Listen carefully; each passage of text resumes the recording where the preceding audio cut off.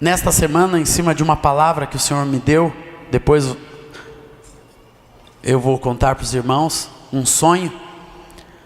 Eu comecei a perguntar para o Senhor: Senhor, por que que o mundo não está crendo?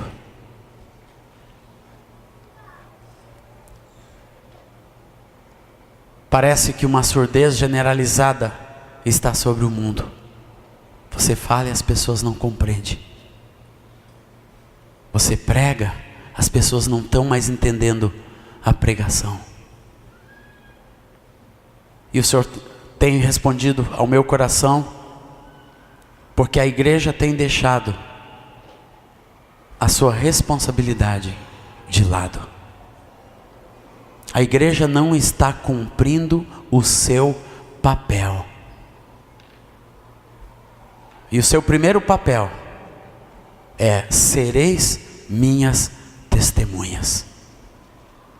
Primeira missão da igreja, depois da missão de pertencer a Deus, de adorar a Deus, de servir ao Senhor, de amar ao Senhor com todo o nosso coração, com toda a nossa força, isto é, aqueles que têm se achegado ao Senhor, recebido o seu reino. Nossa primeira missão e papel é diante do Senhor. Mas Deus nos dá uma missão de testemunho neste mundo, meus irmãos. E eu estou falando com discípulos, e essa linguagem é muito bem entendida por todos nós que fomos criados debaixo do propósito de Deus, entendendo o que é um testemunho. Sereis minhas testemunhas, Atos 1:8. O Senhor nos chama para sermos testemunhas. Quando o Espírito Santo foi derramado sobre a igreja, que creio que foi o clímax da revelação de Cristo, quando Ele deixou e derramou do seu Espírito, foi a sua vida, obra, morte e ressurreição, e quando Ele subiu ao céu, deixou o Espírito Santo, com uma missão muito clara: fazer de cada um de nós uma testemunha fiel. Amém, amados? Uma testemunha fiel. Deus quer restaurar na igreja o verdadeiro, o puro, genuíno testemunho. E a igreja, e eu falo igreja, falo profeticamente, como a igreja do Senhor Jesus, em todo este mundo, tem falhado no testemunho fiel. Senhor, tem falhado. O mundo tem uma visão estereotipada, que a igreja parece não ser mais um lugar sério, porque a igreja tem falhado no testemunho. E eu falo igreja, irmãos, porque nós temos que não apenas pensar da igreja segmentada, graças a Deus pelo propósito que nós temos recebido, mas nós temos que pensar na igreja como a instituição de Deus nesse mundo, que todo aquele que nele crê, todos os santos, todos os irmãos de toda a terra, de todas as tribos, línguas, povos e nações aqui no Oriente Médio, nós somos a igreja. E eu estou clamando ao Senhor a restauração do testemunho da igreja.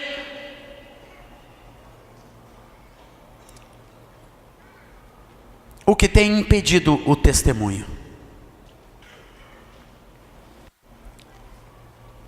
Deixar de viver para a missão e passar a viver para os resultados. Viver para a missão, meus amados, é ter na causa do Evangelho a razão da nossa vida. Tem muitas pessoas que vivem para os resultados, querem a bênção, querem a multiplicação, querem a prosperidade, querem isso, querem aquilo, e coisas que o Senhor vai nos dar por causa da sua graça, da sua bênção e da fidelidade, mas tudo isso são resultados na vida da igreja. Deus quer que nós tenhamos o nosso coração, a nossa vida, as nossas mãos, os nossos sonhos, os nossos planos voltados para a nossa missão como povo de Deus neste mundo. Isso envolve termos uma disponibilidade de vida para a realização desta obra. Quer dizer, nosso coração, nossa mente, tudo que Deus tem nos dado, ser um instrumento de como Deus quer fazer a sua obra através da minha vida, como eu vou participar desta missão. Se John e eu estamos aqui hoje é porque esta verdade chegou no nosso coração, quando nós éramos meninos. Deus nos chamou para essa missão, muito cedo na nossa vida. Muito cedo das nossas vidas estava o John, eu lembro o John lá na engenharia fazendo, mas o Senhor nos chamando, cada um de nós indo, mas o Senhor dizendo, não, mas o negócio que eu tenho com vocês é para esse lado, é este trabalho, é esta missão, é esta realização, e nós colocando a nossa vida à disposição de Deus. Quando você tem a missão como prioridade da sua vida, você se coloca completamente disponível a Deus. Amém, Rosana? Nós não temos outro plano, irmãos. É quando você perde os seus planos, quando você prioriza absolutamente, a sua prioridade é a missão. Segundo, quando o Evangelho, quando a obra do Senhor, o reino de Deus, é o primeiro lugar na sua vida. Jesus disse, buscai primeiro o reino. Mateus 6,36 fala, buscai primeiro o reino de Deus. Aleluia. Uma testemunha do Senhor Jesus. Quando a igreja voltar a esta prioridade, ao reino de Deus for a prioridade da igreja, vai acontecer algo diferente nesse mundo. Sabe, a gente fala e o mundo comenta muito sobre o Oriente Médio, principalmente sobre o islamismo. Mas eu tenho visto algumas coisas no Islã, irmãos, e eu não estou aqui fazendo nenhum tipo de apologia, nenhum tipo não estou valorizando nada, tem muitos defeitos, mas tem uma coisa naquelas pessoas: a sua fé é a prioridade. Isto é, aquele reino falso do Alá é a prioridade. Por isso que cresce esse presidente do Irã que esteve aqui, a primeira coisa que ele disse no seu discurso foi louvar e glorificar o nome de Alá e a sua fé, e falar da sua fé naquele lugar, lá diante do presidente brasileiro. Primeira coisa que ele falou: ao Deus Todo-Poderoso, pode ser que tenha dito aquilo de boca para fora, mas o que eu tenho visto no Islã é uma prioridade que a igreja precisa descobrir, uma prioridade de entrega, uma prioridade de fidelidade, sermos fiéis, meus amados, à causa do Evangelho, à palavra de Deus, ao reino de Deus na nossa vida. Tem que ser algo que fidelize o nosso coração, fidelize o nosso caráter, fidelize as nossas finanças, fidelize aquilo que nós somos, nosso entendimento, nossa compreensão, nossas ações e reações tem que ser fidelizadas ao reino de Deus. Tem que ser bloqueadas, lacradas. Isto é o que eu vou viver, isso é o que eu vou entender, isto é o que eu vou pregar, isto é o que eu quero da minha vida até o final da minha vida, e não voltar atrás. Parece que esta opção evangélica, que vai e vem, que não é uma coisa profunda nem séria na vida, que não toca no caráter, que não toca na vontade, que não toca em nada da vida prática, parece que isso é o normal, e o mundo não entende isso, irmãos. Não entende isso. Esses dias eu estava na universidade conversando, falando sobre o testemunho com uma menina que eu estou testemunhando desde o primeiro dia. E ela me espantou quando ela disse: mas eu não suporto gente que trai a esposa. Uma guria do mundo, pervertida, lá não sei do que. A coisa que eu tenho mais pavor é de gente que trai a esposa. Eu esperava ouvir aquilo em qualquer lugar, menos ali daquela moça, falando de traição, porque os conceitos estão soltos por aí, irmãos.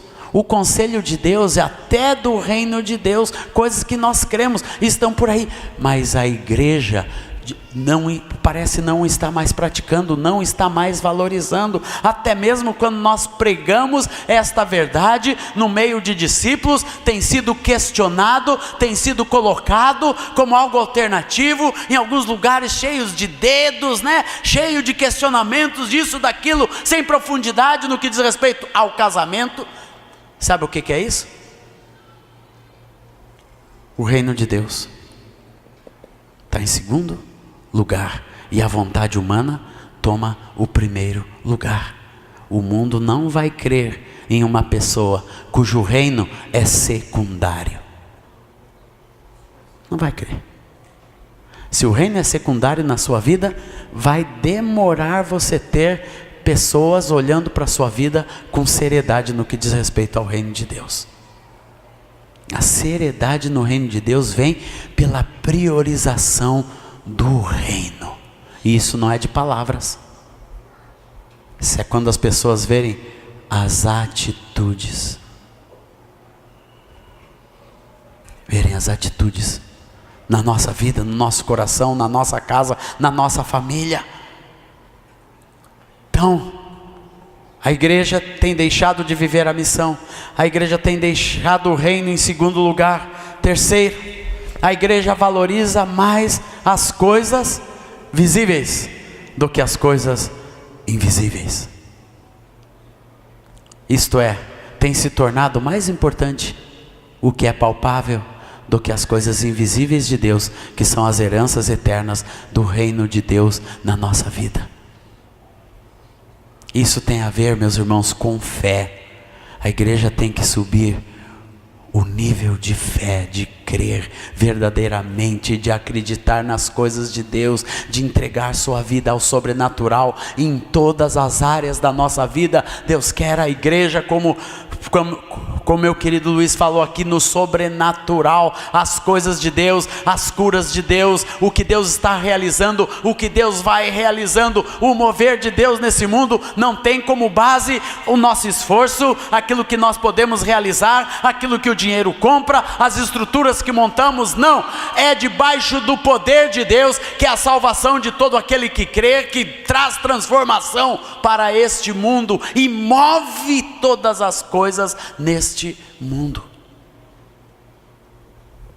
As mãos de Deus movem todas as coisas nesse mundo. A mão de Deus faz assim. E nós precisamos crer nisso e viver dessa maneira. Por isso, o quarto aspecto é a vida no Espírito, que caminha junto com o invisível, com o sobrenatural, porque nós começamos então a viver no Espírito, como a palavra nos manda, meus amados, Romanos 8,14, viver no Espírito, viver uma vida no Espírito, andar no Espírito. Sabe o que é andar no Espírito? É andar dirigido pelo Espírito Santo. É saber a hora do Espírito Santo. É saber o momento. É saber o tempo do Espírito Santo. Para todas as coisas da nossa vida nós temos que buscar mais uma vida no Espírito, para saber o que Deus está fazendo, como Deus está fazendo, como Deus nos quer, como Deus quer que a gente testemunhe, como agora nós vamos falar depois sobre as vestimentas que Deus quer nos dar como igreja, como seu povo, como povo de Deus. Nós precisamos saber a vestimenta da hora, do tempo, da ocasião, da festa, da realidade que Deus está nos dando hoje. Deus tem uma maneira para realizar todas as coisas em cada tempo, em cada geração, e Deus tem que nos ensinar através do Espírito. A estratégia, irmãos, a estratégia vem do Espírito para cada tempo da igreja. E nisso eu quero fixar essa reflexão sobre o Espírito Santo. O Espírito Santo tem uma maneira, porque o nosso desafio cresceu, o desafio da igreja tem crescido. O nosso desafio de ser testemunha por este mundo afora tem crescido. As cidades cresceram, o mundo cresceu. Antes era milhões, depois tornou-se 1 bilhão e foi subindo. Hoje são quase 7 bilhões de pessoas que não estão ao acaso neste mundo. Por isso a palavra de Deus traz várias visões de como anda a igreja, como nós devemos ver a igreja.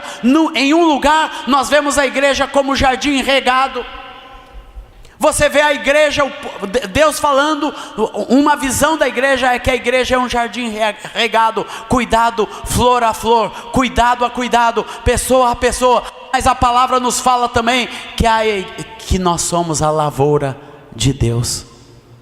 Jardim se semeia, se planta, se colhe de uma maneira. Lavoura se semeia, se planta, se colhe de outra maneira, irmãos. E a igreja tem que andar no Espírito para descobrir esta realidade, para conseguir ver, como Jesus disse: erguei os vossos olhos, vede os campos brancos para as ceifas. A igreja tem que ter estratégia para o jardim e para a lavoura. Por isso tem que aprender a andar no Espírito, tem que aprender as estratégias de Deus. Nós não podemos ficar em uma estratégia só, direcionadas, aleluia, mas nós temos que ir além, ver qual a estratégia de Deus para a lavoura, para irmos longe com aquilo que Deus quer nos dar como igreja, como povo de Deus. Sabe por quê, amados? Porque é a mesma semente pequenininha, é lançada pelo jardineiro, e a mesma semente pequenininha é lançada de avião por quem semeia na lavoura. O que eu quero dizer? Tem graça, vida, força de Deus, tanto no que semeia uma semente em um jardim, como quem semeia milhares de sementes por um avião em um campo, por este mundo afora. O que eu quero dizer? Nós temos que aprender a andar no Espírito, para descobrir a estratégia de Deus, na continuidade de Deus para esta obra, para a nossa vida como igreja, para a nossa vida como povo de Deus por este mundo, para realizarmos a grande obra de Deus por este mundo. E quando você lança uma semente por este mundo afora, eu não sei, 5.000 cliques simultâneos é o que é possível nessa rádio árabe.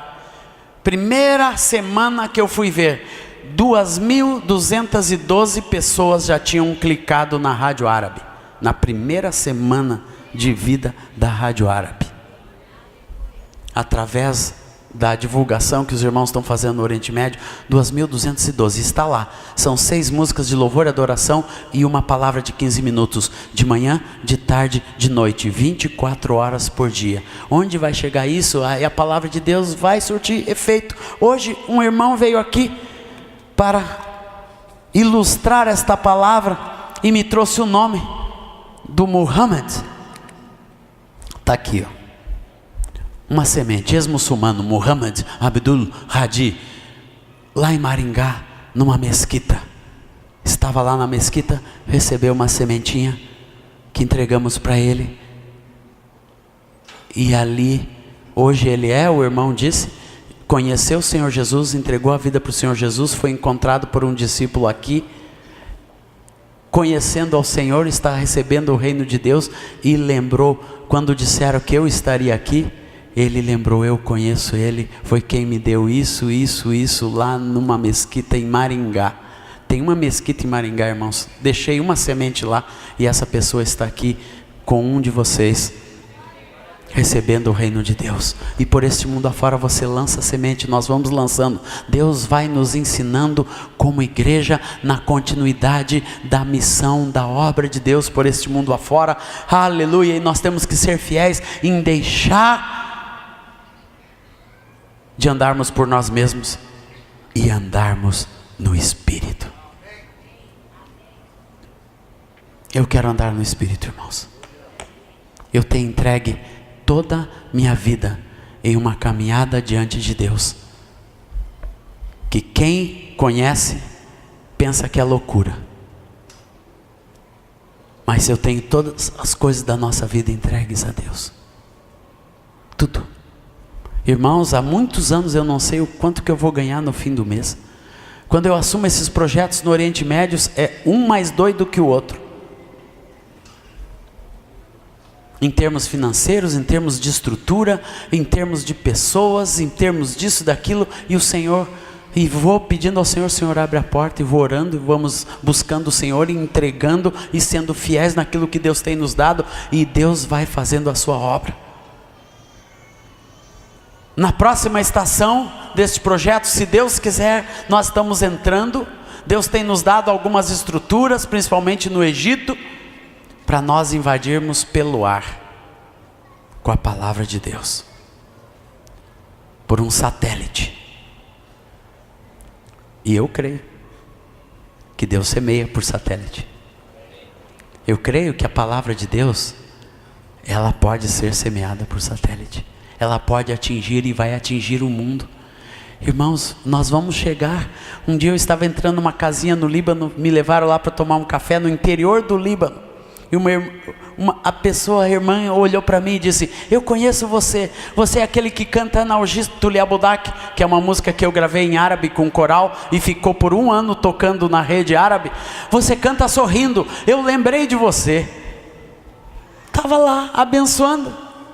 E você vai pregando, vai ministrando, Deus vai abrindo as portas para a igreja, amados, e nós vamos cumprindo o nosso papel.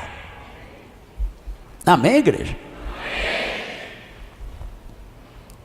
Andar no Espírito para fazer a obra de Deus. Sabe o que o Espírito te fala? O Espírito te fala para quem você vai falar de Jesus. O Espírito começa a te mostrar, você começa a orar pelas pessoas de uma maneira muito prática. E Deus começa a te mostrar quem Deus está preparando. Lá dentro da minha sala de aula eu oro por aqueles alunos e sirvo e amo. Deus, esperei, fiquei em oração por um longo tempo. Hoje é um atrás do outro querendo ouvir a palavra de Deus.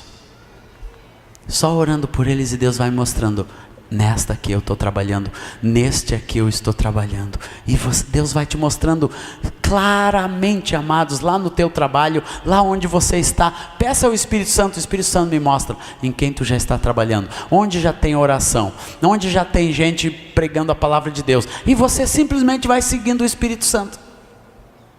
E vai pelos países, vai pelas nações e vai cumprindo o propósito de Deus por este mundo afora. O Espírito Santo é o nosso guia. Glória a Deus.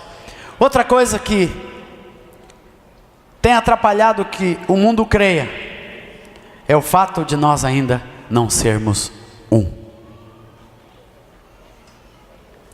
João 17, 21, 22, 23. Jesus, já sabendo dessa bronca, já começou a orar lá no início, a fim de que todos sejam um, como és tu, ó Pai, em mim e eu em ti. Também sejam eles em nós, para que o mundo creia que tu me enviaste. Essa semana eu ouvi de um irmão lá em Botucatu que o maior empecilho para o testemunho na igreja é a desunião do povo de Deus naquela cidade. Irmãos, nós como igreja, como povo de Deus, nós somos muito desunidos. E eu vou falar isso, nós somos desunidos até no meio da renovação.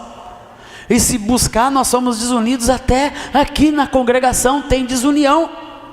Porque como o diabo tem impedido que o mundo creia, olhando para a desunião. E é um empecilho. É um empecilho. O inimigo sempre está tentando dividir o povo de Deus de todas as maneiras. E meus amados, o Senhor tem falado, unidade não é uma escolha, é uma vocação. Efésios 4. Rogo-vos, pois, amados, que... O que diz lá, irmãos? Rogo-vos, pois, da vocação na qual fostes chamados, rogo-vos, pois, prisioneiro do Senhor, que andeis de modo digno da vocação a que fosse chamado, com toda a humildade e mansidão, com longanimidade, exortando-vos uns aos outros em amor, e esforçando diligentemente para preservar. Para mim este é o cerne desta vocação. Unidade, meus amados, é preservar a unidade do Espírito no vínculo da paz, debaixo de um só Deus, de um só Espírito. Essa é a nossa vocação como igreja, nossa vocação em Cristo Jesus, nossa vocação na cruz, é nós sermos uns com os outros. E unidade, meus amados, não tem a ver com pensar a mesma coisa. Unidade tem a ver com dois aspectos fundamentais da vida da igreja que precisam ser restaurados. De um nós falamos muito, mas de outro não falamos: amor e honra. Amor e honra. Unidade é amor e honra. E eu não estou falando de honra humana, é a honra que o Rei dos Reis quer que nós tenhamos uns com os outros. Só vai haver verdadeira unidade no meio do povo de Deus, em um ministério, em uma família, em um casamento, quando a honra for restaurada. Isso tem que ser restaurado no meio da igreja, a honra de Deus, isto é, nós honrarmos uns aos outros. E Deus tem me falado muito sobre honra. E o texto básico sobre honra, meus amados, que Deus tem me dado é Esther 6:6. Livro de Esther. Entrou Amã, o rei lhe disse: que se fará ao homem a quem o rei deseja honrar?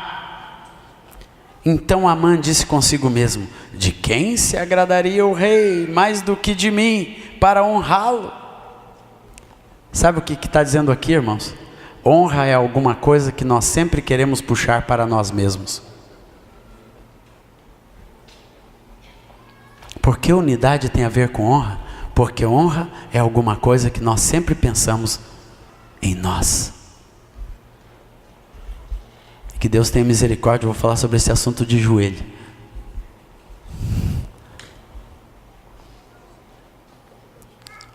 E respondeu o rei: quanto ao homem a quem se agrada o rei honrá-lo. Não, respondeu ao rei. Foi o próprio Amã que disse. Foi o próprio Amã que nos deu a chave. Tragam-se as vestes reais que o rei costuma usar, e o cavalo que o rei costuma andar, e tenha na cabeça a coroa real. Entreguem-se-lhe as vestes e o cavalo e as mãos dos mais nobres príncipes do rei, e vistam delas aquele a quem o rei deseja honrar. Levem-no o cavalo pela praça. Ele estava falando do seu coração, mas esses somos nós, irmãos.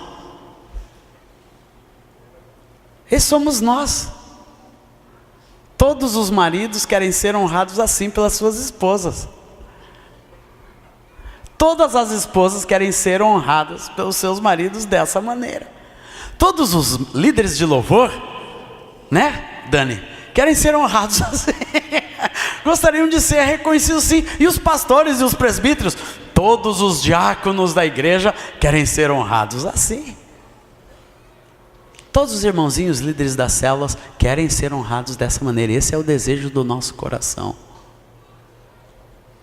Que Deus quer nos mostrar isto aqui, existe escrito na palavra de Deus, porque não é uma coisa para nós querermos para nós, mas é para nós querermos para os nossos irmãos. Meus irmãos, quando nós tivermos o desejo de amar em honra uns aos outros nesse nível, a desunião na igreja vai acabar. Porque honra nesse nível tem a ver com, escrevam aí, valor. Valor. Unidade, meus irmãos, tem a ver com valor. Deus tem me falado muito isso. Tem a ver com dar valor, não é com receber valor. A gente sempre pensa, né, que alguém tem que me valorizar.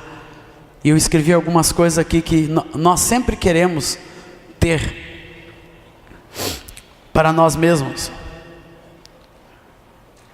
Nós queremos que nos valorizem, queremos que nos amem. Queremos que nos reconheçam. E eu estou dizendo, isso aqui não é você, isso aqui é o Asaf. Isso aqui, essa palavra, meus irmãos, é para mim. Me dê mais atenção, mais reconhecimento, mais projeção, mais respeito, as melhores vestes, mais destaque, maior iconização. Isso é que cada vez mais ser um ícone. Quero mais sucesso ministerial. E isto é um grande engano. E isto é carne. E eu confesso isso diante dos meus irmãos, em nome de Jesus. Se eu deixei isso transparecer para a vida de todos os discípulos que estão aqui presentes, eu quero pedir perdão. Se eu deixei transparecer isso para ti, John, no decorrer da minha vida, eu quero em nome de Jesus te pedir perdão. Se eu deixei isso transparecer para ti, Rosana, eu quero te pedir perdão. Para ti, Dani, eu quero te pedir perdão. Porque o chamado de Deus para a nossa unidade, como povo de Deus, é que nós queiramos isso do fundo do nosso coração para os outros. Queiramos o melhor para os nossos irmãos, para as nossas esposas, para os nossos maridos. Queiramos a honra, queiramos as vestes, queiramos o cavalo encilhado, puxado na praça. Para aqueles que Deus tem nos confiado, alguns que parecem não ter nenhum valor, como não tinha Mordecai.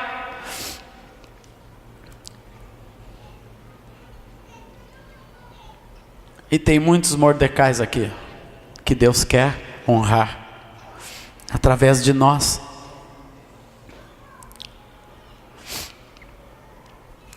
Tem muitas esposas precisando ser honradas. Um dia eu fui na casa de um casal, que estavam passando por problemas. Na hora que eu entrei na garagem, eu já vi o problema, não precisava nem subir. Tinha um carro último tipo, vermelho, esporte, do mais confortável possível, com motor mais possante. E do lado, uma Fubica velha, toda podre, um pneu careca. E eu achei estranho. Pô, esse irmão guarda um carro velho como esse. Na hora lá de cima da ministração, a esposa bradou: isso se reflete até no carro. Olha o carro que eu ando com as crianças. Você anda naquele carro todo bonito, e eu ando naquela Fubica caindo aos pedaços que para toda hora. Sabe o que é isso, irmãos? Valor, honra.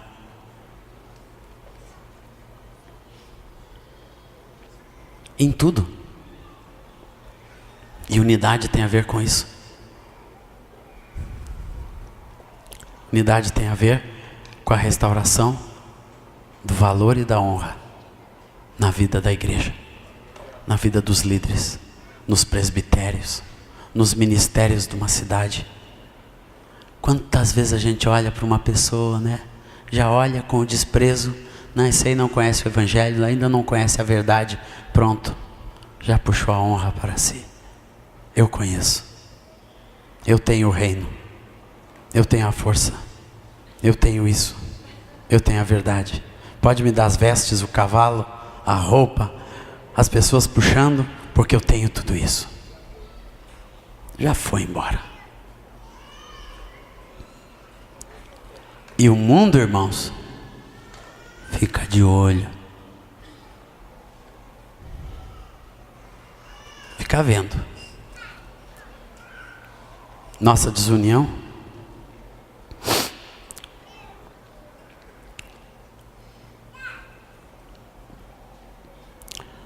Aleluia. Quer conhecer a si mesmo? Veja qual é a sua reação quando o outro é honrado.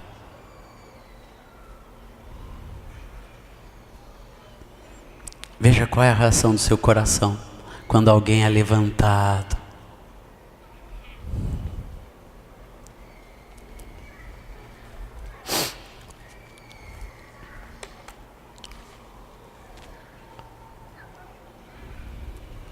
E unidade tem a ver com isso.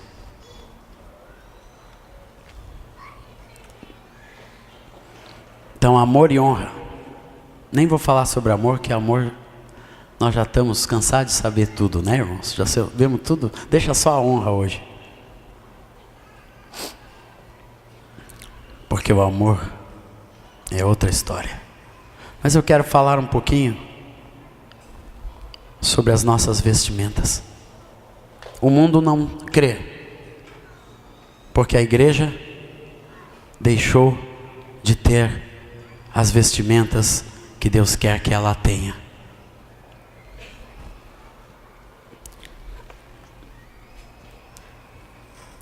Nós estamos como igreja mal vestidos.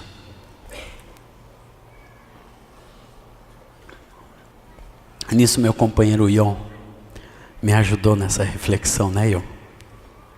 Não basta apenas tu ministrar todo o conselho de Deus, mas teu companheiro vem com a tua folhinha aqui.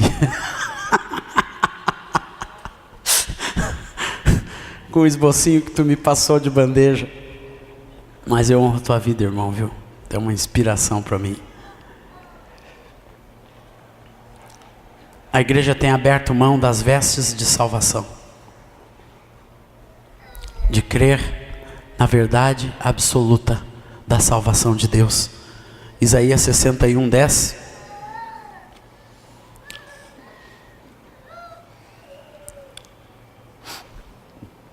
Fala sobre essas vestes.